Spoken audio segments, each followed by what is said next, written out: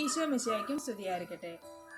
രക്ഷകന്റെ ജനനവേളയിൽ മാലാഖമാർ പാടിയ സ്തുതിഗീതത്തെക്കുറിച്ചാണ് നമ്മൾ ഇന്ന് ധ്യാനിക്കുന്നത്.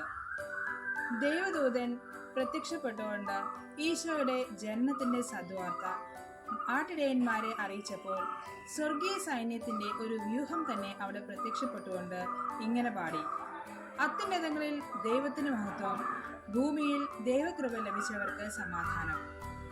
സ്വർഗത്തിൽ ദൈവത്തിന്റെ മുഖം നിരന്തരം ദർശിച്ചുകൊണ്ടിരിക്കുന്നവരാണ് മാലാഖമാർ. അവരെപ്പോഴും ദൈവത്തെ പാടി സ്തുതിച്ചുകൊണ്ടിരിക്കുകയാണ്.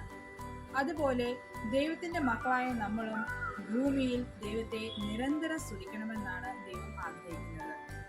ഈ സ്തുതിഗീതത്തിന്റെ രണ്ടാം ഭാഗം ഇങ്ങനെയാണ്: ഭൂമിയിൽ ദൈവകൃപ ലഭിച്ചവർക്ക് സമാധാനം. യുദ്ധങ്ങളും ലഹളകളും നിറഞ്ഞ ഈ ലോകത്ത് നമ്മൾ എപ്പോഴും ആഗ്രഹിക്കുകയും പ്രാർത്ഥിക്കുകയും ചെയ്യുന്ന ഒന്നാണ് ലോകസമാധാനം. ലോകത്തിലുള്ള എല്ലാ മനുഷ്യരുടെ ഹൃദയങ്ങളിലും കുടുംബങ്ങളിലും ഈശോ സമാധാനം നിറയ്ക്കട്ടെ. അതിനുള്ള കൃപയ്ക്കായി നമുക്ക് പ്രാർത്ഥിക്കാം. ഉണ്ണീശോ നമ്മെ അനുഗ്രഹിക്കട്ടെ.